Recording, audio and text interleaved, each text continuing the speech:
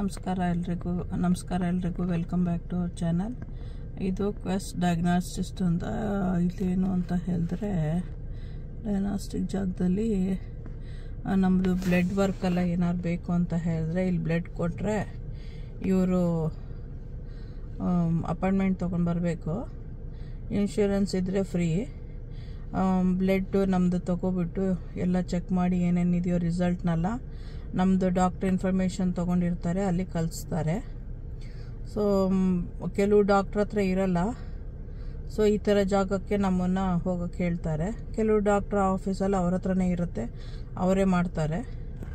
So ಇದು ಇಲ್ಲಿ ಬಂದು ಬ್ಲಡ್ಡೆಲ್ಲ ಮಾಡಿಸ್ಕೊಂಡು ಚೆಕ್ ಮಾಡಿಸ್ಕೊಳ್ಳೋಕ್ಕೆ ಬ್ಲಡ್ಡೆಲ್ಲ ಕೊಟ್ಟು ಬರ್ಬೋದು. ಅವರೇ 1 or 2 ಟ್ಯೂಬ್ಸ್ ತೊಗೊತಾರೆ, ಸಣ್ಣ ಸಣ್ಣ ಟ್ಯೂಬ್ಸು.